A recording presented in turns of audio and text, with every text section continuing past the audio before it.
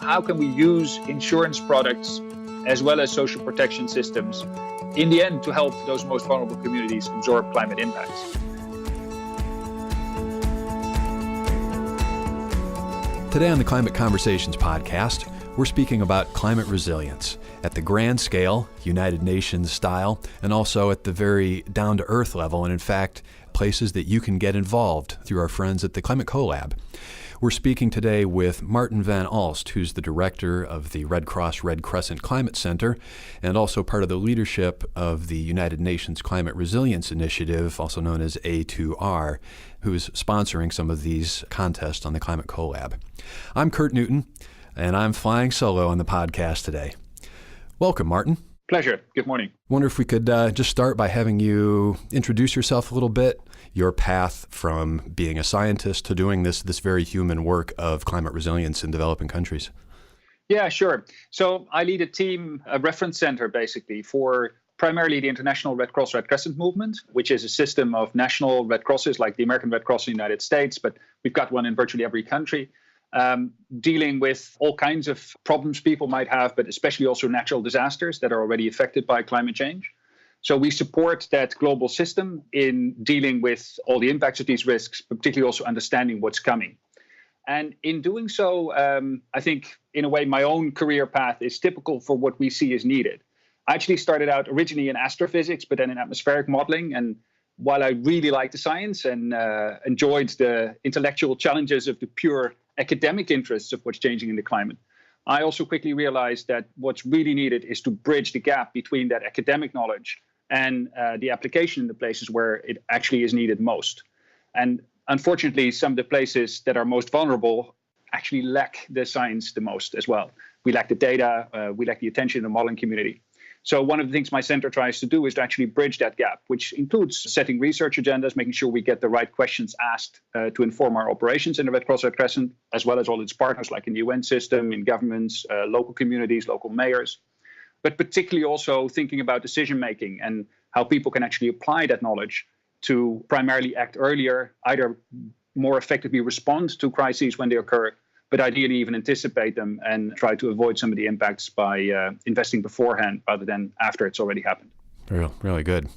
I think we'll want to come back and speak more generally about the topic of climate resilience and what that looks like around the world. Maybe if you could help us set the stage by giving us an example or two of a specific program or progress that's being made in this area in some country? Yeah, so as I was mentioning already, Red Cross, Red Crescent, national societies respond to these disasters around the world on an almost daily basis. And one of our strengths is that we have communities, volunteers in the smallest places, most vulnerable places, and they're often the first there to respond when something occurs. And we also have a very strong international network, and there's a lot of generosity in the world actually supporting our work and the work of other humanitarian organizations when things go wrong around the world. And the only challenge that we've traditionally faced is that money starts to flow when there is suffering that's visible.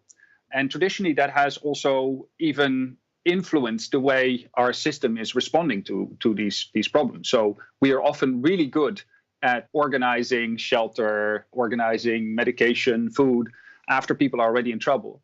But basically, since the 1980s, we've started realizing that it's much more effective in terms of preventing human suffering, but also actually more cost effective per dollar spent if we can use some of those resources beforehand. So gradually, there's been a greater interest in investing in disaster risk reduction. So, for instance, helping communities think about agricultural practices that make them less vulnerable to flooding, for instance, or to droughts, construction of houses in earthquake zones.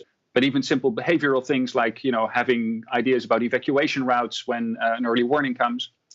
One of the challenges is that while there's been good investment in that, or at least growing investment in that response to changing average risks, whenever a forecast came of a particularly elevated risk in a short period of time, it was still very, very difficult to allocate resources to an early action that made a lot of sense at that time. And to give you one example from Uganda, for instance, we've had areas that see recurrent flooding every 3, 5, sometimes 10 years, depending on the region. They would get a major flooding episode, and we would see that flooding almost invariably also followed by disease outbreaks like cholera, for instance, which is a very treatable disease, but it's expensive if you have to go in after the fact and treat people that are already ill. Now, if we could just see that flooding coming and distribute water containers and chlorine tablets in advance, we could actually ensure people have safe drinking water throughout the flooding episode, and thus prevent a very costly response afterwards and actually make people more resilient to the event when it happens. Now, that would be seen by the traditional humanitarian donors as something directly tied to that particular flooding episode. And historically, they would say, when we have an early warning, either you need to pay it from your existing budgets, which are very small because we're very stretched because disasters around the world are increasing. So we're constantly sort of fighting fires around the world. Or you just basically have to wait until you're 100% sure that the disaster really occurs, because they also couldn't afford once in a while giving us money, and then we would pre-allocate these resources, and then the disaster would not happen, which happens if you have a forecast and you want to act early. Once in a while, the forecast may not materialize exactly as science predicted. So what we've done now, and piloted this in a number of countries first, and it's now growing. We've got 15, and that number is rising rapidly. Something we're calling forecast-based financing, where we actually pre-agree, first of all, in the local context, when it makes sense to start taking these early actions when a forecast hits a certain level of severity. We also pre-agree with actors in the donor community that they will then allow us to use those resources earlier to prevent the human suffering, and in the end, dollar for dollar, have a higher humanitarian impact. So that's an example of where science meets very practical local things like distributing water containers and chlorine tablets, and where we're building scientific capacity to actually translate forecasts into actionable items, but also reforming the humanitarian system. And in the end, also the development system, working with these governments there, working with local government, working with the National Meteorological Agency in Uganda, for instance, to become much more effective using science to prevent human suffering. Yeah, so it sounds like you're trying to push the resilience projects to be more proactive and more, I guess, ready to respond when things happen in a much more effective way compared to the, say, historically more reactive way that we've been doing these things. A disaster happens and we mass tremendous resources of people and time and money. And while that's all well and good, you're saying we can be much more effective if we just do this intelligently, a little bit ahead of the game. Exactly. Yeah. And then we also find out in having those discussions with people that there's much more structural things to be done. I shouldn't claim that building resilience is only about anticipating or these types of collaborations. In quite a few cases, it's also, for instance, about the fact that hillsides have been deforested and the waters are just coming down much more quickly. So taking good care of the natural resources in the upper stream flow of a river basin can also be a much more effective way than building additional dikes and levees downstream, or us doing the evacuations once it's basically already in some ways too late. Yeah. Here in the United States, 2017 has looked like a very high climate risk year. There's been a tremendous number and range of different kinds of disasters. And I know that that's a country like the U.S. is a little outside the scope of what you typically focus on, being a wealthy country. Is that correct?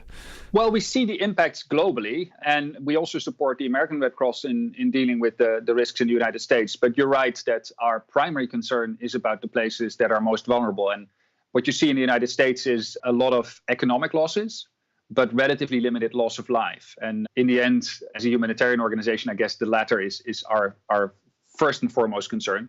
But I wouldn't agree with the notion that it's restricted only to developing countries. In the United States, the American Red Cross has been out in Houston, for instance, providing shelter to people hit by the flooding. And in the end, someone suffering from a natural disaster is someone flooding from a natural disaster. Rising heat waves in many Western countries are a growing concern for us. And in my own home country, the Netherlands, for instance, if I ask people on the street what have been the 3 most deadly natural disasters in our country in the past 100 years, everyone still remembers the 1953 flood, or actually they know it from being told, and it's in the school books, and it triggered that massive investment in our coastal defenses. Very few people realize that the other 2 most deadly killers were 2 heat waves in 2003 and 2006. And it's not by accident that they happened in the last 20 years, because that risk has increased about tenfold. And at the same time, we have growing cities, we have an aging population. So those risks are rising dramatically also in developing countries. And national Red Cross societies, like in this case, the Netherlands Red Cross, also play a role discussing those risks with their governments. And in the Netherlands, for instance, the Red Cross initiated the development of a national heatwave plan, which we didn't have until 2006. Mm-hmm. Yeah, I'm thinking about the most recent climate-related disaster in the United States was the mudslides in California, driven by the destruction of all the vegetation. That seems like the kind of thing that with some of the modeling and advanced thinking that you've been speaking about, some of that mudslide devastation possibly could have been identified and averted? Yeah, what you always see is it's a combination of, in some cases, a rising climate risk. In some cases also, maybe the climate remains the same or even the climate risk is going down. But then also the exposure of assets to that risk. So, for instance, in urban areas, you often see, a rapid concentration of assets and people in a very small area, sometimes at the mouth of a river, for instance, which is already prone to flooding. And then their vulnerability. And in this sort of examples you gave, mudslides, it's often got to do with land use choices, how vulnerable we are to those risks. So one part of the risk is caused by the atmosphere. The other part is in a way constructed by the way we actively manage risk or choose to ignore those risks as we develop our societies. Right. I'd like to maybe turn the conversation a little bit in the direction of getting into some of these contests and ways that people can get involved. So you're in the leadership of the United Nations Climate Resilience Initiative, which has the tagline A2R. That refers to three key resilience capacities of anticipate, absorb, and reshape. Can you unpack those three terms for our listeners? Just briefly introduce what's going on in those three capacities, why they need more attention? Yeah, so maybe taking one step back, A2R was launched by Secretary General Ban Ki-moon, actually originally in Paris, and then in the final year of his term, sort of formally established in terms of this leadership group and a range of activities. But in response to the framing of the Paris Agreement as really having three major pillars. So increasing our capacity to anticipate disasters, but also stresses and trends that are coming our way. To some extent, anticipating what we should be expecting in the climate of today, even though we may not be used to that. And then enabling the actions to be taken once we anticipate a problem. The second one is accepting that we're not going to be able to anticipate and then resolve all of these challenges. We will still face the impacts of disasters and a growing impact of disasters. And of course, we see that also in the statistics. The number of disasters in the past decade has been much higher than it was 2 decades ago. And the economic losses are mounting. Munich Re recently did the tally for 2017 and came up with, I think, $330 billion. So that's the sort of price we're paying for these risks. And on the one hand, we can try and reduce it, but on the other hand, we'll also have to be better at absorbing those losses and ensuring that especially the most vulnerable have ways of coping with those impacts. When a well-insured family, their home gets damaged, for instance, they'll get an insurance payout and they'll rebuild quickly. Typically, the most vulnerable, and especially in developing countries, don't have access to those instruments. In some other cases, it may be social safety nets. So their governments may need to purchase insurance to be able to then support their own population.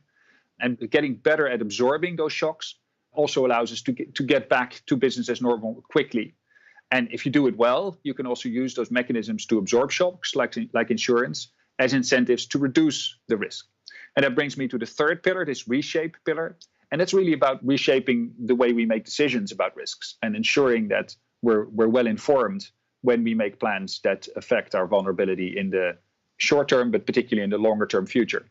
And that's especially important, for instance, in the context of urban areas where we know a larger proportion of the global population is living in these cities. They're developing really rapidly. The choices we make there now really determines what risks we'll face in 2050, alongside, of course, what we do to the global climate. So those are basically the three big pillars: anticipating disasters and being able to act early, absorbing the shocks because we will still see the rising impacts even if we do well on the other two pillars, and reshaping the risks that we'll face in the future by making smart choices in how we develop our societies. Thanks, Maarten. That's a really grand and important vision and mission that you've laid out there. And I imagine some people hear those kind of things and think, wow, that's such an immense set of challenges. What could I possibly do to contribute? And you have been working with this Climate CoLab organization, which is online at climatecolab.org, to create and run a series of contests where people from whatever expertise and background and perspectives they're bringing to it can contribute proposals, put those before an esteemed panel of advisors and judges and potential collaborators, and work through a process to make those proposals even stronger, ways to contribute to different aspects of these resilience initiatives. What brought you to the Climate CoLab? What were you hoping to achieve specifically in creating some of these contests? Well, I liked how you described the really grand challenge posed by those three pillars of A2R. And it cross-cuts so many of these grand sustainable development goals that the world has set itself in 2015, the same year that the Paris Agreement was initiated. These are basically our highest aspirations for everything we want to achieve on Earth. Increasing health status, increasing prosperity, keeping people safe from disasters, all of these things. Now, if you want to achieve that, in the end, you need to think about the systems, but you also need to incentivize really practical small-scale actions, particularly the actions that really make a difference and go beyond business as usual. Because we know for many of these challenges, if we just try to do the right thing on a day-to-day basis, we're not going to get there. So we need innovative thinking that is out of the box, but on the other hand, very concrete at the local scale. And it has the potential to inspire and get implemented at a grander scale. So what I thought was really interesting about the Climate CoLab is that you inspire some of the best brains to come up with really creative solutions for these problems at sometimes very small scales, but then also have criteria that screen those proposals not only for innovativeness and feasibility at that local scale, but also the ability to inspire and to scale up. And we did that already in a previous contest that was focused on the anticipate column. And the next one is going to look at the second column to innovate, to absorb shocks. And it's wonderful to get the creative ideas of so many good brains. And it was a delight to be a judge on the first contest and see all the creative juices coming out of that community. Can you share a highlight or two from that first contest, give people a clearer picture of the nature of the proposals and where they're coming from? Yeah, I think the proposals, at least the shortlisted ones, are online. It's fantastic to look at. It went from very practical solutions of little boats that could also be used in different ways as there was no need to use it as a boat for a flooding episode, to better early warning systems, communication systems. But in the end, the one that won really stood out for all the judges is a proposal by Rommel Low from the Philippine Damaguete Efeta Association of the Deaf. And they had diagnosed that there was no sign language for some of the most important early warning terms. So what they propose is the development of a sign language to be able to communicate early warnings, and then also the protocols to actually make sure that people are able to get that information to the right people at the right time and think about the actions they would take. But on the one hand, it sort of seems obvious, but something that gets forgotten, apparently, at least in this context, but I think around the world. We don't naturally think about this, but of course, people with disabilities can be among the most vulnerable to these shocks when they occur. And in this case, also coming up with a very simple, practical solution that could be taken to scale to other languages, but of course, even beyond the reach of this one project in the Philippines to the rest of that language. We're already working, by the way, with Rommel and his organization also to think about how to take this to a larger scale to other countries, and working with international organizations working on these topics as well. So it's clear that he also inspired already that bigger thinking. Brilliant, brilliant. And so when you win one of these contests, doors open up for you in terms of further support and scaling up and refining the ideas. Is that the idea? Yeah, at least that's the idea. The Absorb context that's being launched now comes with some seed funding, I think $40,000 or so, to get started, and some support in terms of mentoring from some organizations already working in this field. What we had in the Anticipate column, and I think will happen again with the Absorb contest, is that you get the opportunity to come to the fora where these ideas are discussed sort of at the global scale. In the case of Rommel Low, he presented his ideas to this A2R leadership group, which was meeting in the global climate negotiations in Bonn this year. And also he presented the same ideas at several of the highest level fora. So for instance, there was a high level roundtable among ministers, heads of agencies, CEOs of major companies discussing this resilience challenge under the Paris Agreement. He was asked to present his idea there as well. And of course, the context that you see there, the ideas you get, but also the very practical follow-up, in this case, also thinking through whether we can package some of these ideas for a number of countries, possibly presented to the Green Climate Fund. Those are unique opportunities for someone with a really good idea, but then getting the support and the entry points to take it to scale. Fantastic. Let's talk a little bit more specifically about the contest that's currently open, and that one is called, as you said, it's under the Absorb pillar from A2R, Absorbing Climate Risk, and that's a partnership with UN A2R and the INSU Resilience Global Partnership, I see, yeah? Exactly, yeah. And this involves ways to couple climate risk insurance with other forms of social protection. And that contest is open for initial proposals through February 11th. So hopefully that gives our listeners a couple weeks to jump in and get involved. Can you tell us a little more specifically what kinds of things you're looking for in regards to this insurance coupling with other social protections? Yeah, sure. So there's a lot of interest to apply the knowledge from the insurance sector and the ability that they have to transfer risk to the problem of increasing climate extremes. And as I mentioned earlier in the podcast, insurance is widely available in many developed countries, but much less so in developing countries.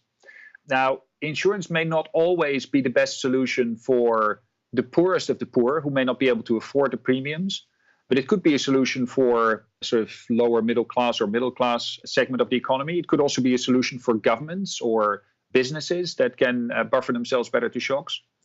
One of the questions that we're interested to explore here is how it can be particularly useful in some sort of a setup, combining these different elements or coming up with novel solutions for the most vulnerable groups. And traditionally, those most vulnerable have been served by what are called social safety nets or social protection systems, where typically a government would do a payout to people in, times of trouble. You can think of insurance that you can get, even health insurance is a form of social protection, often procured privately. In quite a few countries also provided by the government or government sponsored. But you have unemployment benefits in quite a few countries. There's also countries like Ethiopia, for instance, that have a safety net program to prevent people from famine. In the 1980s, we had these massive famines in Ethiopia and thousands of people died. And now there is a cash transfer program that allows people to work for some basic benefits to be able to get through those periods of hardship. Now, the question is, how do these different instruments combine? So can we use insurance in combination with these social protection systems in ways that increase the availability of these systems to a wider range of people, that in a smart way combine public and private flows of funding to get a better reach or a bigger impact for those people? Are there ways to incentivize reducing risk while we provide these insurance instruments and social protection? So the whole gamut of all of those areas of interest is open. And we're basically challenging the whole community in that field. How can we use insurance products as well as social protection systems in the end to help those most vulnerable communities absorb climate impacts? And it's a massive field, so we are open to any kind of idea, from the very small to the very grand, but in the end, test it for innovation, feasibility, and also to some extent, feasibility not just at the tiniest scale, but also having the possibility to inspire and scale up. Yeah. So I imagine some familiarity with some detail aspect of the insurance world is helpful, but absolutely not required to get involved here. Exactly. Just think out of the box. I mean, everyone knows in a basic sense what insurance is about. And I don't want to be naive. So let's not pretend that nothing has ever been thought about in terms of providing insurance to the poor. We know in practice also that there is a transaction cost to providing insurance, and insurance is not the solution for everyone. Especially the poorest of the poor, experiments have not turned out so great if you just think insurance on its own is the solution. That's also why the suggestion is to look at the combination of insurance and social protection. But on the other hand, there is a lot of common sense involved in what might work and what will not work. And I would really challenge people to think out of the box and don't spend months and months. In fact, you don't have that time until the deadline to develop a super detailed business case, but also provide some fresh ideas and just jot them down quickly, and let's see how they do in the contest. Yeah. On the contest page, I believe you have to click the Learn More from the front page of the contest. There's a really nice collection of background materials and resources if you want to see a little bit more about the work that has gone on in this space and help you frame your thinking. Highly recommend that. And we'll put a link up to that. That's great. And you can see that there's already a number of proposals online, so that can get you thinking. What you see in quite a few of those proposals is also that it's often about setting up smart ways of generating co-benefits. So providing a subsidized premium, provided people also reduce risk by doing some intervention that helps and actually reduce the risk, and therefore also in the end reduces the amount of payouts, for instance. You can think of interesting business models. And There's already a number of proposals just to get your brain thinking about the sort of solutions that might be proposed. Great. When it comes to funding these types of programs, do you feel like this is something that the UN Green Climate Fund, should it be funded as it was supposed to be, should that be a source of money for these programs? It could be, yes. There is a clear understanding that not all of these aspirations will be achieved only with international funding through national governments. In the case of the Green Climate Fund, that is international funding that then flows through national governments primarily. So you will have to make the case, both at the international level and at the national level, that this meets the highest priorities and fits their thinking about, for instance, their national adaptation plans. But there is a strong concern that if we just rely on the public money and the international flows, we're not going to get there. So partly it's also about mobilizing different types of money together. And that's one reason why there's interest of bringing in the insurance industry.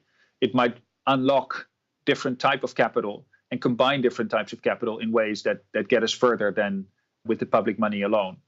That said, there's also a strong recognition that we will need to invest in public goods that facilitate adaptation. That includes systems, that include information, that includes better understanding of risk, and facilitating the incorporation of that information into decision making.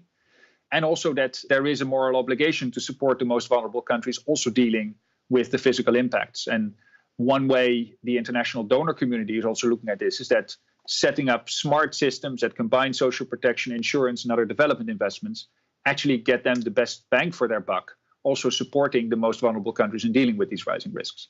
So that is certainly a sort of public investment case that can be taken to the Green Climate Fund, but also to a wide variety of other donors. And the development banks, for instance, are also really interested in this. Yeah. So instead of investing in fossil fuel infrastructure projects, this might be a more worthy investment. Absolutely. Yeah. I've always wondered, a functioning insurance market relies on having predictable risk, and the nature of what we're facing with climate change is really upsetting that predictability. How do you think the insurance industry is dealing with that? Well, they're concerned. They're much more concerned and outspoken than you would expect, given that they're traditionally a very sort of conservative and careful business. So the fact that they're seeing this risk is also a good indicator that we're in for some trouble in the world. In terms of your question, sort of implying that it would be difficult to insure risks that are affected by climate change. On the one hand, that's correct, but the climate risks are shifting over the course of decades. We're getting more surprises, yes, but those surprises are spread out relatively well. What they will in the end simply do is adjust their premiums to the rising risk. Now, in some cases, it might be that at some point those premiums become unaffordable. That's, of course, especially problematic in places where people can already hardly afford the current premiums. So that is a market mechanism that puts the insurance proposition at risk, maybe. Overall, for the insurance industry, it's primarily about ensuring that they more or less understand what's coming, and they'll start pricing the higher uncertainty into their premiums at some point. Their primary interest is I think, to, on the one hand, provide these services, and they'd like to see their market expand. So if more people can benefit from their services, all the better. But at the same time, ensure that we advance the understanding so that they can understand the risk they face themselves, but also that we can keep the level of risk manageable so that in the end, we also really manage the physical risk, for instance, to the asset base, and not only create a society that is in need of more and more insurance payouts.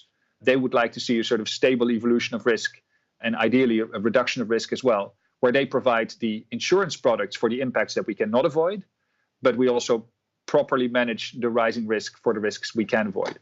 I should mention along the Climate CoLab contest, we've emphasized this February 11th date that the proposals are due, but it's actually, the process goes on for a number of months beyond that and is open to the public. And so if you're not planning to put in a proposal, or you're learning about this a little too late, you can still review all the proposals. You can add comments and suggestions to those proposals, and you can add your votes to the proposals as well. And one of the contest winner categories is popular vote. And so it's well worth, if you haven't checked out Climate CoLab, to do so and follow these contests if they're of interest to you. It's really a fascinating process.